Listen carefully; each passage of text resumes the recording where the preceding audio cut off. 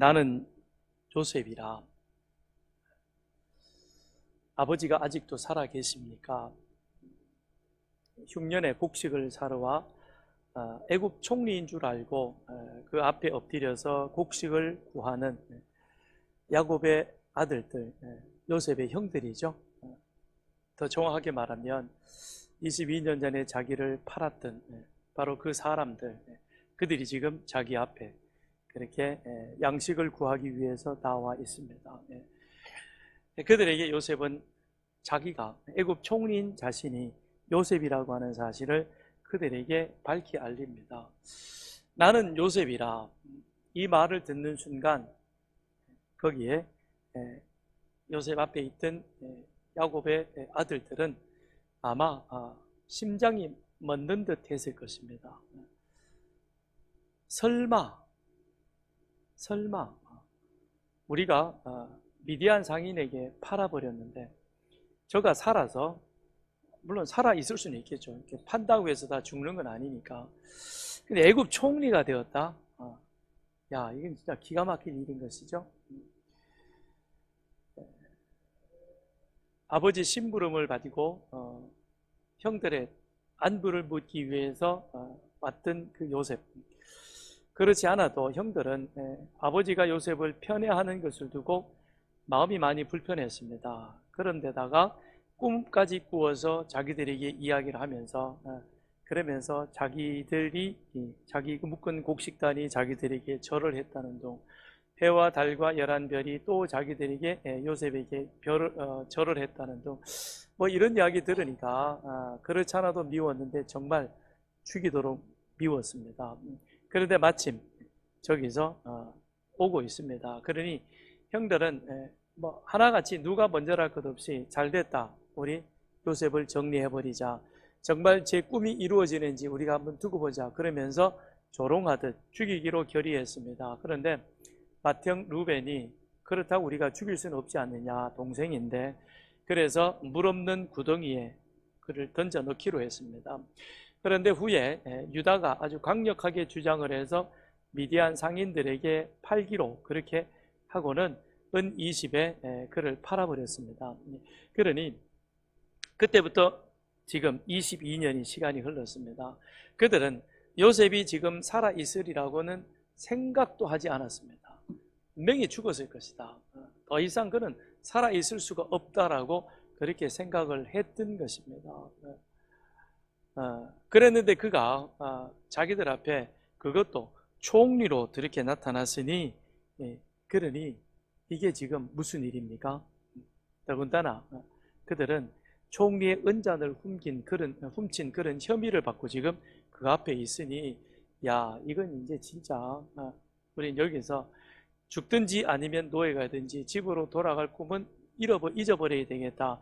그러고는 마치 얼음이 된 듯 그렇게 있는 그들에게 요셉이 말합니다. 이제는 걱정하지 마시고 자책하지 마세요. 형들이 나를 이곳에 팔아 넘겼지만, 그러나 그것은 하나님께서 우리의 생명을 구하시려고 형님들보다 앞서서 나를 먼저 이곳에 보내셔서 우리의 목숨을 구하시려고 그렇게 하셨습니다. 그러니까 요셉의 말은 무엇입니까? 하나님이 나를 이곳에 보내셨습니다. 형들이 나를 파는 것처럼 그렇게 실질적으로는 그랬죠. 그런데 그 모든 일의 배후에서 이 일들을 그렇게 진행해 오신 이는 누구이시냐? 하나님이시다라고 그렇게 말합니다. 이건 요셉이 하나님의 큰 섭리가 무엇인가를 깨달은 이후에 나온 고백인 것입니다.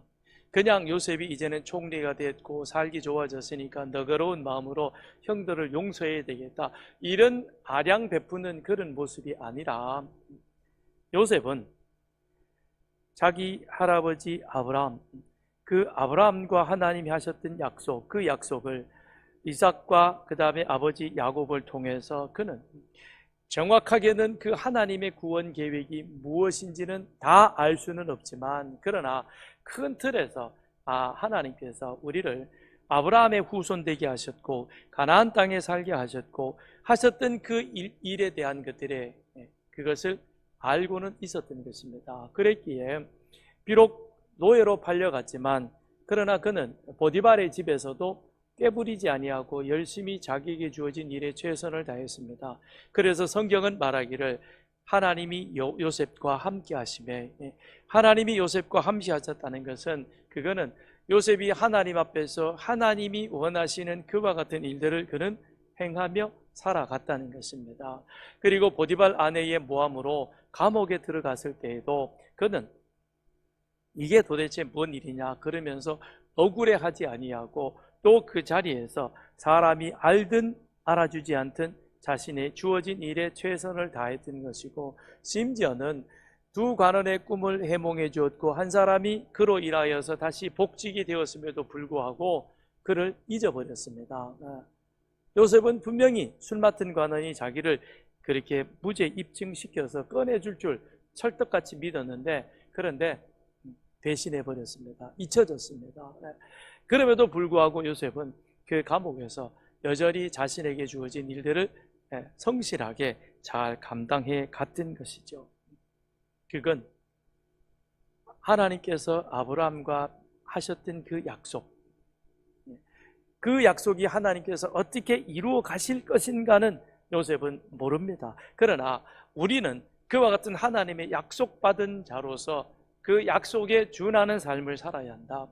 그럼 하나님과 아브라함의 약속은 무엇입니까? 창세기 15장에 보면 롯의 가족이 떠나가고 다시 일상의 삶으로 돌아온 이 아브라함은 그 아브라함이 혼자 있을 때 하나님이 그에게 찾아오셔서 내가 너의 상급이고 내가 너의 면류관이라 그렇게 약속을 해주십니다. 그러면서 내 씨로 인하여 하나님께서 이 땅 사람들이 복받게 하시겠다라고 말씀합니다.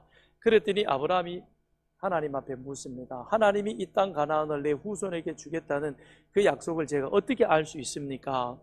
그랬더니 하나님이 아브라함에게 너는 3년 된 암소와 암염소와 순염소와 그리고 산비둘기와 집비둘기 새끼를 가져다가 나에게 희생제사를 드리라 라고 하나님이 아브라함에게 명령하십니다. 아브라함은 하나님의 명령대로 그 일을 준행을 했습니다. 그랬더니 하나님께서 아브라함에게 나타나셔서 약속하십니다. 내 자손이 다른 나라에서 나그네 살이를 하다가 마침내 종이 되어서 400년 동안 괴롭힘을 받을 것이다. 그러나 너의 자손을 종살이하게 한 그 나라에서 내가 반드시 벌할 것이다. 그 다음에 내 자손이 재물을 많이 가지고 나올 것이다. 너의 자손은 4대째가 되어서야 이 땅으로 돌아올 것이다. 야곱의 후손들이, 즉 아브라함의 후손인 애굽에 들어가서 종살이하게 될 것이다. 괴롭힘을 받게 될 것이다.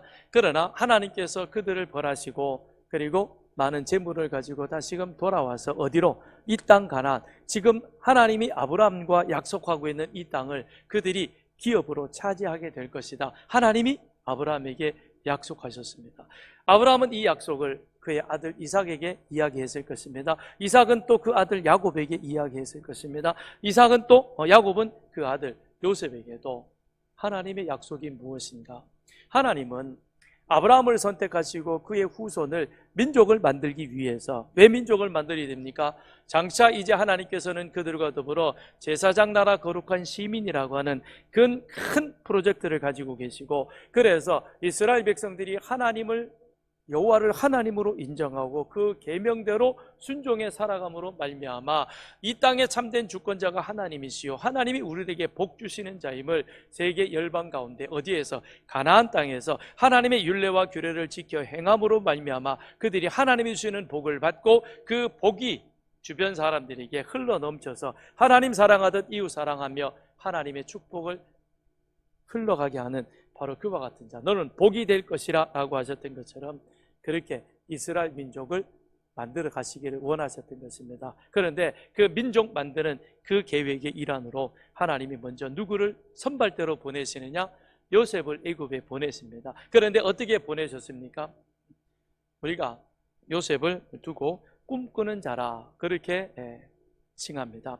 그래서 요셉은 비전의 사람이고 비전을 만드는 사람이라고 우리에게 알려져 있습니다. 그러나 그 요셉의 꿈은 자신의 열망과 욕망을 이루기 위한 그런 개인의 꿈이 아니라 바로 하나님께서 아브라함의 후손 히브리 민족을 이제는 거룩한 제사장 나라 시민으로 세워가기 위한 것인데, 그 일환으로 하나님께서는 그 계획을 실행시켜 가기 위해서 요셉을 먼저 애굽에 보내신 것이죠. 요셉은 이 사실을 어렴풋이나마, 정확하게는 모르죠. 여러분, 저와 여러분도 그렇습니다. 우리는 내일 일은 알지 못합니다. 그러나 한 가지 분명한 것은 오늘 하나님께서 우리를 여기 이 자리까지 인도해 오셨던 것처럼, 그리고 지난 시간들을 되돌아보니까 우리의 살아오는 삶에 많은 구비들이 있었지만, 그러나 그 시간들, 그 순간들 속에서 하나님이 간섭하셔서 내가 계획하고 내가 생각했던 것보다 훨씬 더 나은 삶을 나로 하여금 살아가게 하셔서 오늘 우리들이 이 자리에서 실존하고 있는 것처럼, 그런 하나님은 또한 내 삶 속에 간섭하셔서 내일 또 우리 삶을 주장해 가실 것이다. 우리는 믿습니다. 어떻게 인도해 가실는지는 정확하게는 모르지만, 그러나 분명한 것은 하나님이 이스라엘을 구름기둥 불기둥으로 그 광야를 이끌어 가셨던 것처럼 우리 또한 인도해 가실 줄을 우리는 알고 있습니다. 그것처럼 요셉도 그 사실을 알았다는 것입니다. 그랬기에 그가 어느 자리에 있느냐, 그건 별로 중요치 않았다는 것입니다. 다만 나와 하나님과의 관계 속에서 하나님이 나에게 주신 사명이 무엇인가를 기억하고, 하나님이 나를 이곳에 보내셨던 것처럼 사도 바울 또한 주의 뜻이 이루어져가는 그 길목, 그 삶의 자리 속에서 자기에게 주어진 그 사명을 이 요셉은 훌륭하게 잘 감당해 갔던 것입니다. 요셉은 사명을 알고 사명 따라 살아간 사람이었습니다. 바울 또한 사명을 알고 그 사명을 이루기 위해서 주변에서 무슨 말을 할지라도 흔들림 없이, 치우침 없이 그는 사명을 감당하는 자로 살아갔습니다. 오늘 예배하는 이 시간 여러분들도 그와 같은 자가 되기를 원합니다. 하나님은 분명 우리를 구원하실 때 우리 각자에게 주어진 사명이 있을 것입니다. 하나님이 다 우리 한 사람 한 사람을 부르셔서 각자의 그 자리에 있게 하시고, 그리고 그 일들을 감당하게 하셨습니다. 그러므로 내가 있는 그 자리에서 하나님이 나에게 주어진 사명은 무엇일까, 그걸 알고 그걸 감당해 갈 수 있는 여러분과 저가 되기를 바랍니다. 그 일을 감당할 때 우리의 삶은 지금보다 훨씬 더 행복한 삶이 될 것이고, 정말 더 우리는 이 세상은 힘들고 어려운 일이 많지만 그러나 살만 나는 그런 삶을 우리는 살아가게 될 것입니다. 바울은 예루살렘으로 향하여 나아가고 있습니다. 20장 22절을 보면요, 보라, 이제 나는 성령에 매여 예루살렘으로 가는데 거기서 무슨 일을 당할는지 알지 못하노라. 바울도 자신이 예루살렘으로 가고 있는데 거기에서 무슨 일을 당할는지는 정확하게 모른다. 그러나 나는 예루살렘에 가야 하는 이유가 있다는 것입니다. 그건 내 목적이 아니라 하나님의 성령이 나를 예루살렘으로 이끌어 가시기에, 그리기에 나는 그 성령에 순종하여 그 자리로 나아가는 것입니다. 그런데 가는 곳마다 만나는 사람들마다 바울의 예루살렘 행에 대해서 상당히 많은 우려를 하고 있습니다. 그럼에도 불구하고 바울은 예루살렘을 향하여 나아가는 길을 중단하지 아니하고 계속해서 뚜벅뚜벅 그 한 걸음 한 걸음 나아가고 있습니다. 오늘 1절을 보시면, 우리가 그들을 작별하고 배를 타고 바로 고스로 가서 이튿날 로도에 이르러 거기서부터 바다라로 가서 베니게로 건너가는 배를 타고, 여기 지금 바울이 이동했던 그 이동 경로가 이렇게 간략하게 지도로 이렇게 크게 표시되어지고 있습니다. 자, 사도 바울이 고린도를 출발을 합니다. 처음에는 이 고린도에서 그는 예루살렘 순례객들과 더불어 함께 같이 배를 타고 바로 예루살렘으로 가려 했지만, 그런데 유대인들이 자신을 암살하려는 그런 계획을, 음모를 알아차리고, 그리고는 배편보다는 육로를 택합니다. 왜냐하면 배는 제한된 공간이잖아요, 그죠? 만일 거기에서 암살자와 부닥치면 바울은 생명을 유지하기가 어렵습니다. 그러니까 힘든 육로의 길을 걸어가지고 이제 그가 빌립보에서 그 다음에 드로아로 건너갑니다. 그리고 드로아에서 어디로 갔냐면 밀레도로 내려갔지요. 그 밀레도에서 바울은 에베소 장로들을 청하여 마지막 고별 설교를 하고 그리고 함께 그곳에서 헤어집니다. 그리고 나서는 바로 배를 타고 그 다음엔 어디로 갔냐면 고스와 로도를 거쳐서 바다라에 머물렀다가 바다라에서 다시 배를 타고 그 다음엔 두로로 나가게 되는 것입니다. 이것이 바울이 움직였던 그 행로의 큰 궤적인 것입니다. 그런데 여기 1절을 보면 우리가 그들을 작별하고 배를 타고 바로 어디로 갑니까? 고스로 갑니다. 거기에 22절에서도 보면 바울이 에베소 장로들을 만나가지고 에베소 장로들이 걱정하는 그런 듯한 염려를 하게 되어집니다. 거기에 대해서 바울도 부정하지 않습니다. 그래, 나도 예루살렘에 가면 무슨 일을 어떤 일을 당하는지 알 수 없지만 그러나 성령이 나를 붙잡아 가게 하신다면 나는 성령에 순종하며 가야 되지 않겠느냐라는 것입니다. 그렇게 해서 그들과 함께 같이 기도하고 작별을 고하고는 그리고는 뒤로 돌아보지도 않고 뒤돌아보지 않고 바로 배 타고 어디로 갑니까? 고스를 향하여 고스에서 그 다음엔 바다라라고 하는 첫 번째 기항지를 향하여 가고 있는 것입니다. 우리가 무슨 일을 하거나 또는 어떤 일을 계획하면 그러면 반드시 거기에는 우선 1차적으로 내 마음에서부터 많은 생각들이 있습니다. 내가 8월부터 다시 마음을 작정하고 성경을 읽고 그 다음에 새벽기도 가야 되겠다. 그러면요 묘하게 먼 일이 겹칩니다. 그래서 갈등하게 만들어요. 갈 것이냐 말 것이냐, 다음 주부터 가지, 주저앉게 만드는 겁니다. 그런데 한번 마음에 결단하셨으면 바로 시행하십시오. 다른 생각이 들어오더라도 거기에 그렇게 개념치 마시고 가자, 내일부터 난 간다, 그러면 하는 겁니다. 주저하면 한 주간이 지나고 한 주간이 지나면 한 달이 지나고 한 달이 지나면 1년이 끝납니다. 그럼 다시 못하게 되니까 바로 바울도 그럽니다. 바로 고스로 가서 배 타고 에베소 장로들이 이거 어떻게 하면 좋으냐 그런다 갑니다. 결단하고 나아간 것이죠. 그리고 거기에서 그 다음엔 어디로 가냐 3절을 보시겠습니다. 구브로를 바라보고 왼편에 두고 수리아로 항해하여 두로에서 상륙하니 거기서 배의 짐을 풀려 함이러라. 제자들을 찾아 거기서 이레를 머물더니 예루살렘에 그 제자들이 성령의 감동으로 바울더러 예루살렘에 들어가지 말라 하더라. 여기 이제 밀레도를 출발을 했죠. 그래서 고스 두로를 고스와 로도를 지나서 바다라에 갔다가 잠시 거기에서 배를 갈아타고 짐을 싣고 다시 어디로 왔냐면 두로까지 왔습니다. 그러니까 예루살렘 텅비까지 온 것이죠. 거의 다 왔습니다. 거기서 바울이 일주일 동안을 지내게 됩니다. 7일 동안 지나는데 그런데 누가는 4절에 보니까 제자들을 찾아 거기서 이레를 머물렀더라 그랬습니다. 두로에서 제자들을 만났습니다. 누구인가?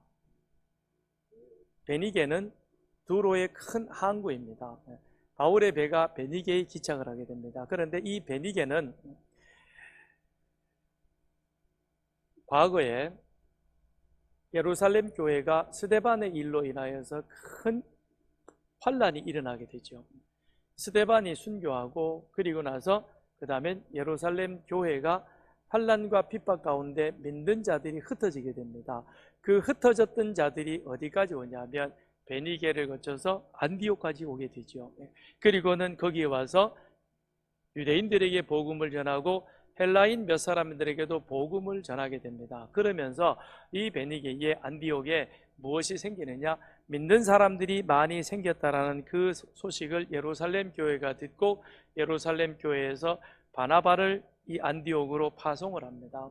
그래서 안디옥에 와서 바나바가 보니까 거기에 정말 믿는 사람들이 많이 있어서 그렇게 함께 회집하는 모습을 보면서 이 바나바가 다소로 갑니다. 다소에 가서는 바울을 찾아 만나가지고 바울을 데리고 이 안디옥으로 다시 와서 1년 동안 함께 거기에 있는 큰 무리들을 가르칩니다. 그러니 이들이 바울과 바나바의 가르침을 따라서 그곳에서 그리스도의 말씀을 따라 그렇게 순종하며 살아갑니다. 안식일이 되면, 주일이 되면 바울과 바나바를 통해서 그리스도의 가르침을 받고 그 가르침에 순종하여 그대로 그들이 살아가니까, 그렇게 살아가는 그 삶을 보면서 거기에 있던 사람들이 이 믿는 자들을 보면서 뭐라고 불렀어요? 그리스도인이라. 그렇죠? 그래서 안디옥에서 비로소 그들이 그리스도인이라는 그런 호칭을 받게 된 것입니다.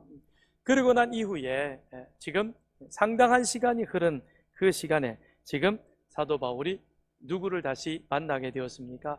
거기에서 그렇게 그들을 처음 가르쳤던, 그래서 지금은 아주 훌륭한 신앙인으로 그렇게 성장해 있는 바로 그 제자들을, 그들을 만나서 그들과 더불어 함께 일주일 동안 머물러 있는 것입니다.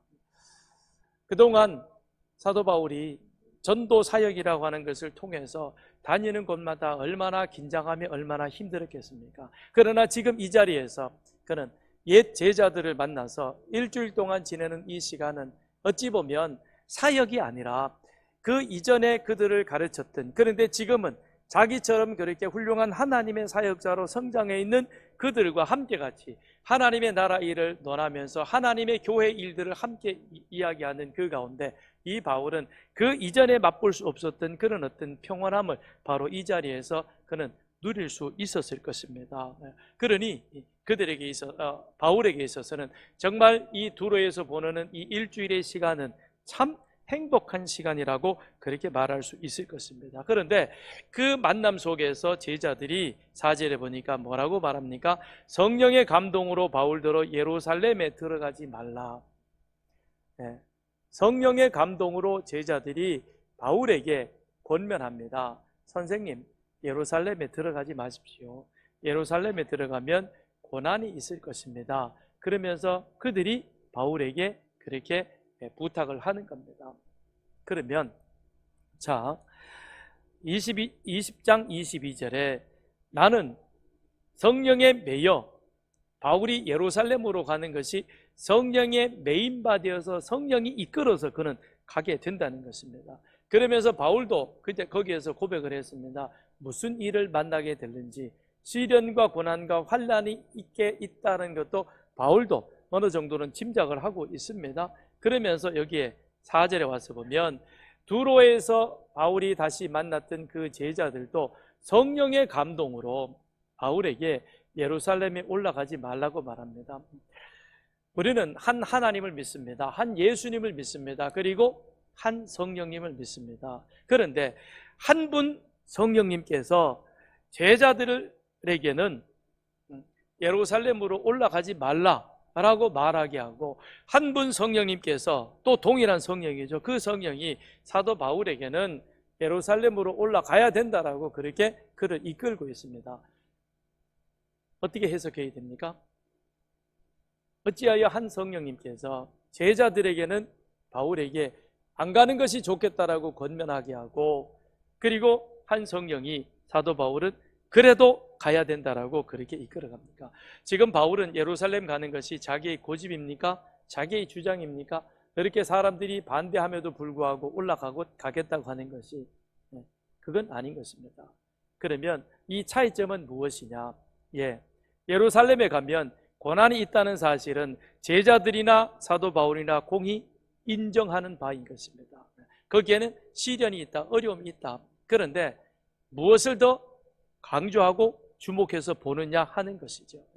제자들은 바울에 대한 인간적 사랑으로 말미암아 그는 우리를 지금 여기까지 이끌어준 우리의 훌륭한 스승이다.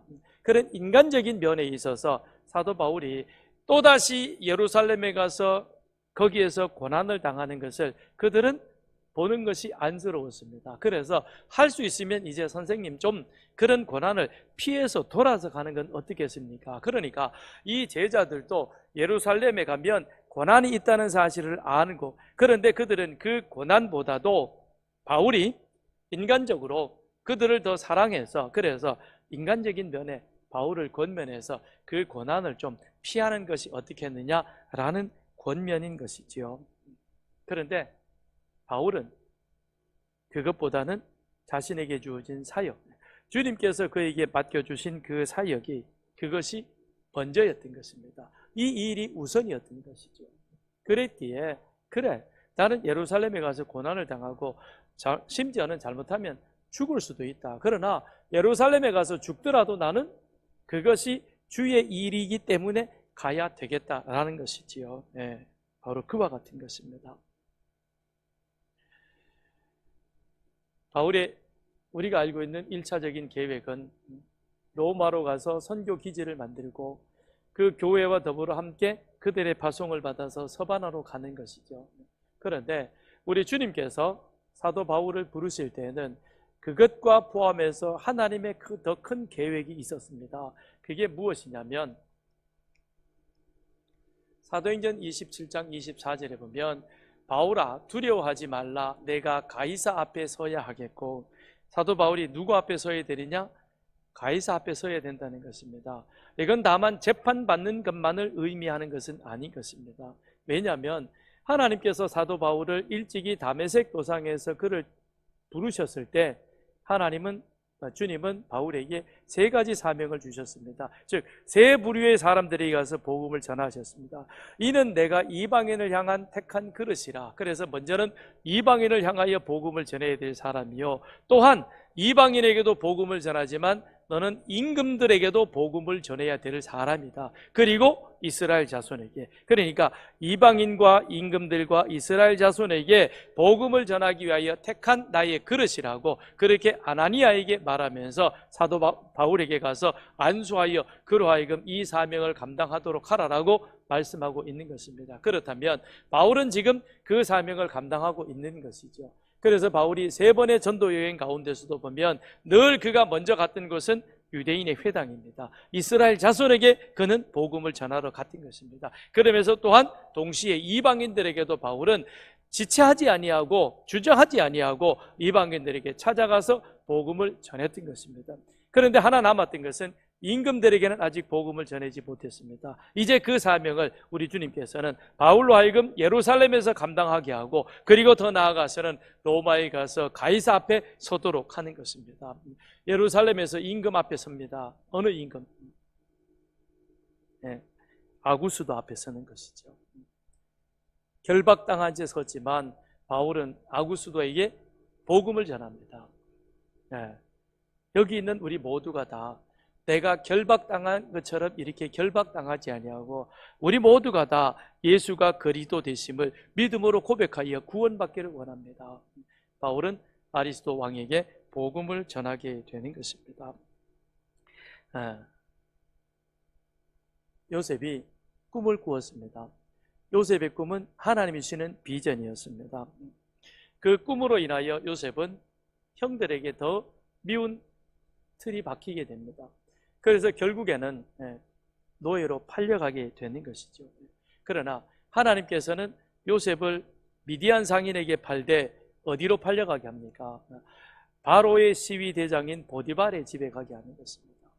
거기에는 하나님의 계획하심이 있는 것이죠. 그냥 아무 곳에 가서 아무 일 하는 것이 아니라 시위 대장 집에 가서 애굽의 행정사항이 어떤가 정치를 배우게 합니다.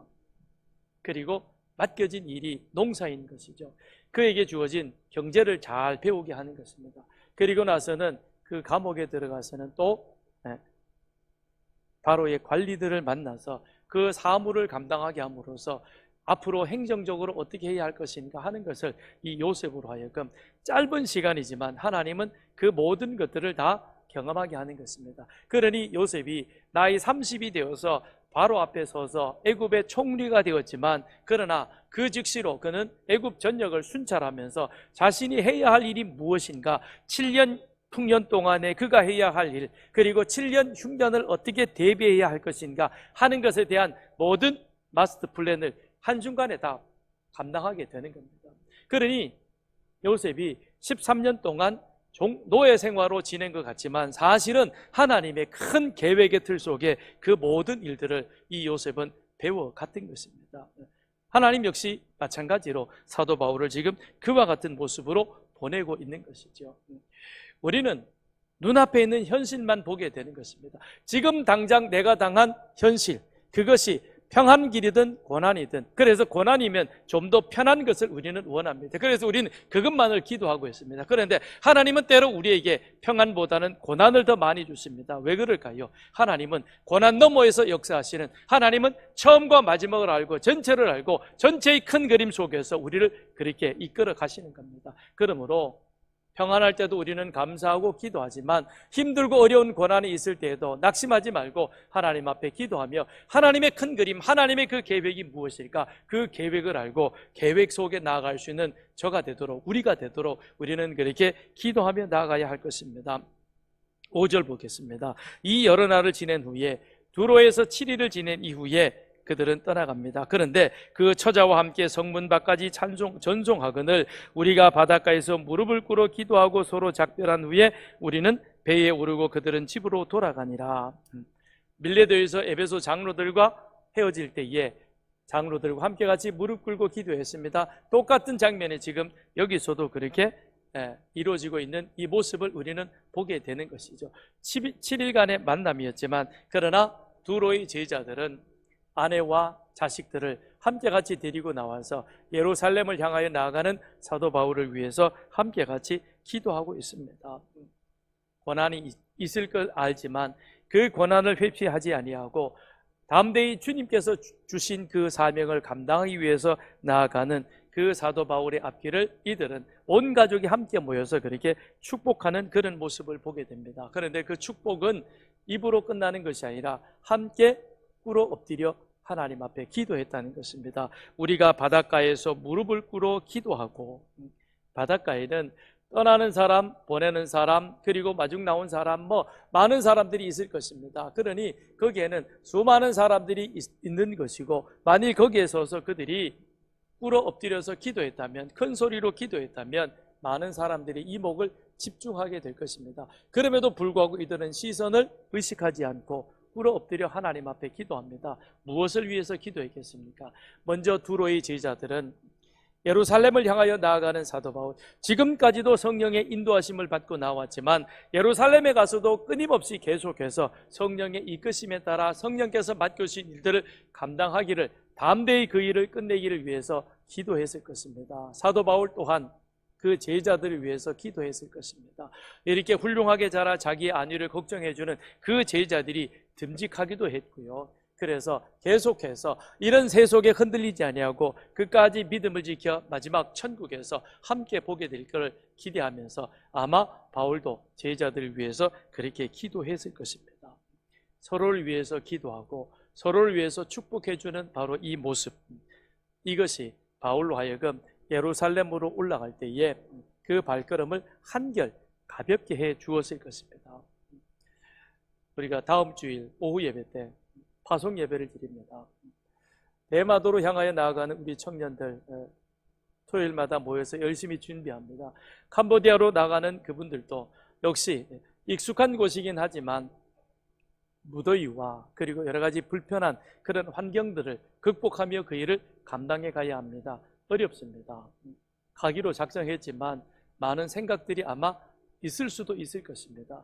그들의 걸음을 더 가볍게 해줄 수 있는 일은 다음 주일 오후 예배에 우리 다 나와서 그분들을 위해서 마음껏 기도해 주는 겁니다. 잘 다녀오세요. 우리가 뒤에 있습니다. 계속해서 기도하겠습니다. 훌륭하게 사역을 마무리할 수 있도록 우리가 기도하겠습니다. 그 기도가 그들로 하여금 더 힘있게 그 선교의 자리로 나아갈 수 있게 만들 것입니다.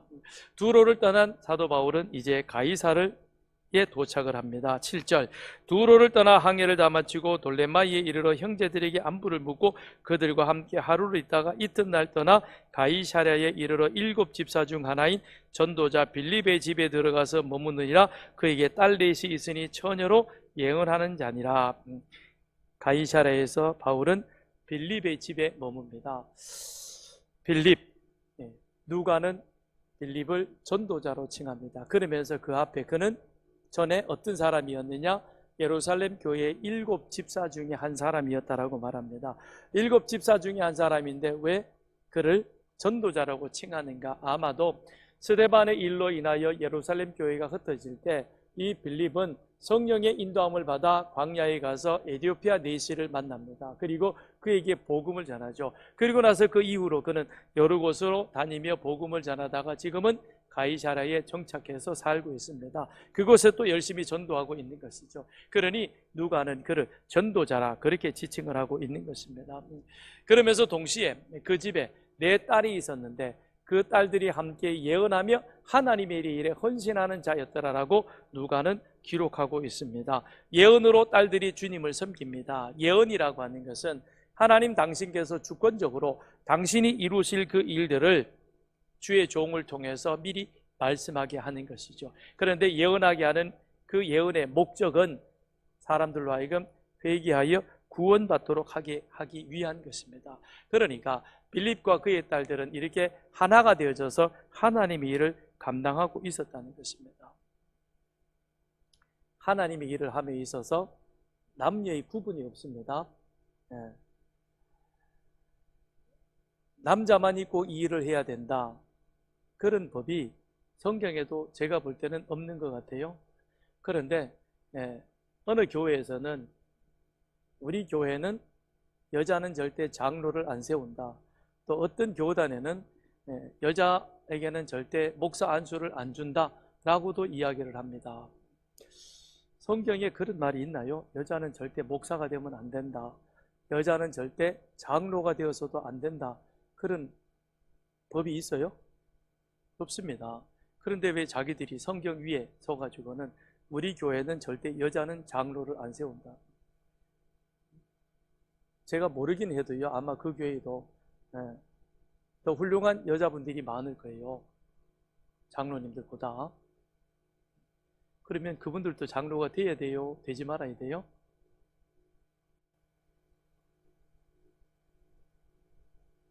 뭐 어려워요? 되면 되는 거죠. 그죠? 훌륭하게 잘하면 주의 일을 우리 교회의 리더로서 저분은 정말 적합하다, 그러면 주저없이 그분을 교회 리더로 세우는 겁니다. 다 되는데 당신은 여자라서 안 돼, 그건 성차별인 것이죠. 그렇죠? 그래서는 안 되는 겁니다. 주의 일에 남녀의 성차별이 없습니다. 하나님은 그걸 구분하지 않습니다. 그리고 빌립의 가정은 이처럼 온 가족이 함께 하나님 앞에 헌신된 가정이었습니다. 우리의 가정들도 하나님의 일을 위해서 헌신하는 그런 가정이 되기를 바랍니다. 그렇게 바울이 빌립의 집에서 여러 날 머물고 있는데 10절에 보니까 아가보라 한 선지자가 유대로부터 내려와 11절에 우리에게 와서 바울의 띠를 가져다가 자기 수족을 잡아매고 말하기를 성령이 말씀하시되 예루살렘에서 유대인들이 이같이 이 띠 임자를 결박하여 이방인의 손에 넘겨주리라. 그렇게 말합니다. 근데 이 아가보라는 사람은 어떤 사람이냐? 그는 선지자인데 일전에 성령으로 말하되 천하에 큰 흉년이 들리라 하더니 글라우디오 때에 그렇게 되니라. 흉년을 예언했는데 그 흉년이 글라우디오 황제 때에 실질적으로 이 유대 땅에 그렇게 임했던 것입니다. 그러니까 하나님에게 붙잡혀서 하나님 일을 하는 그 사람이 지금 내려와서 바울에게 뭐라고 말하고 있는가? 지금까지는 두로에서도 그렇고 에베소 장로들도 그랬고 뭐라고 얘기를 합니까? 말로서 바울에게 예루살렘에 가면 고난을 당합니다. 그랬는데 이번에는 아가보라고 하는 그 선지자가 실질적으로 상황극이죠.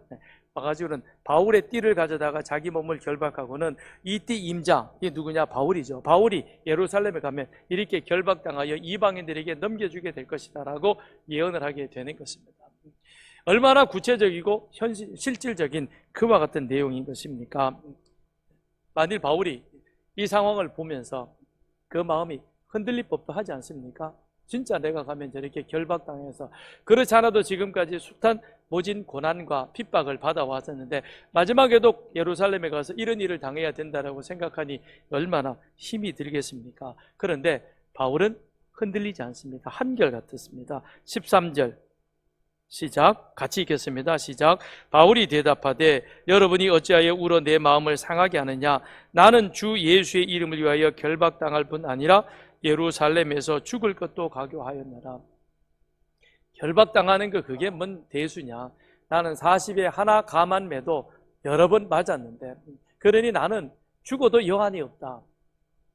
바울이 20장에서 그랬잖아요. 나의 달려갈 길과 나에게 주어진 사명을 내가 이제는 마치면 나는 여한이 없다.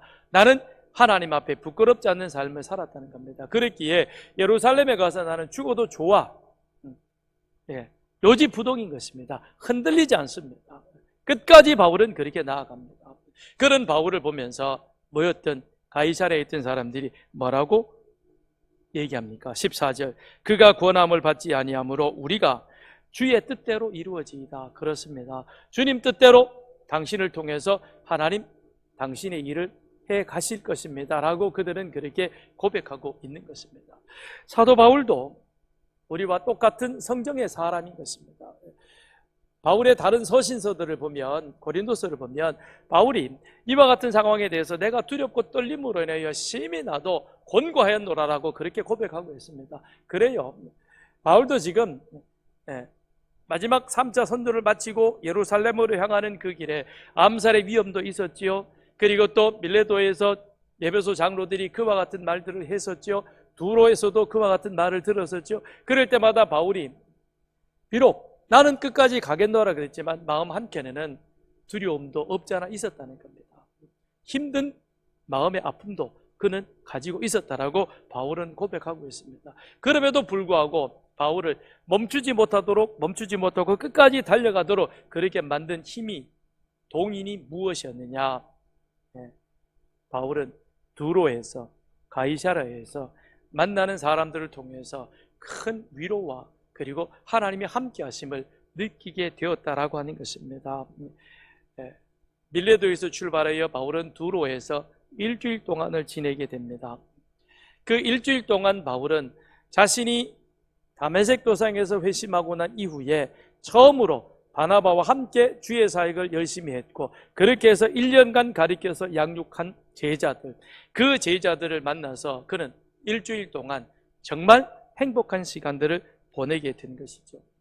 그러면서 서로 주고받은 이야기들, 자기를 정말 아낌없이 사랑해주고 그리고 응원해주고 아껴주는 이 모습을 바울도 사람인데 그걸 못 느꼈겠습니까? 한국까지 나와서 가족까지 다 데리고 나와서 자기를 위해서 기도해주는 그 모습, 그걸 보면서 바울은 힘을 얻었을 것입니다.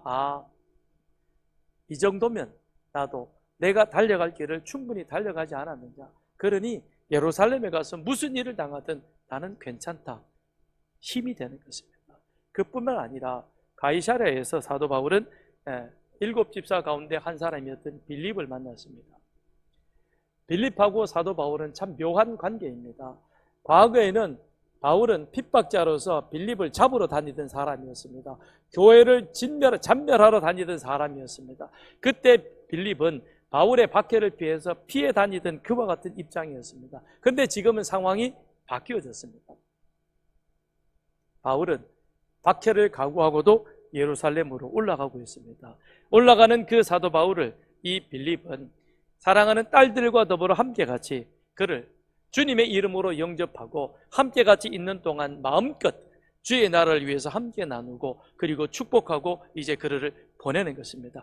과거에는 서로 대적자였지만 지금은 함께 같이 그 박해 앞에서도 흔들림 없이 서로를 위로하고 격려하며 주의 나라를 위해서 힘과 뜻을 모으는 이 사도 바울과 빌립은 이제는 주 안에서 좋은 동력자가 된 것이죠. 그 동력자인 빌립, 그 딸들의 그와 같은 영접과 위로가 사도 바울로 하여금 예루살렘으로 올라감에 있어서 지체하지 아니하고 그는 그 자리로 올라갈 수 있었던 것입니다. 그러기에 바울은 15절에 이 여러 날 후에 여장을 꾸려 예루살렘으로 올라갈새 올라갑니다. 그리고 17절에 마침내 예루살렘에 도착을 합니다. 그랬더니 야고보를 비롯한 형제들이 기꺼이 사도 바울을 영접하게 되는 그런 귀한 은혜를 누리게 되는 것입니다. 그렇습니다.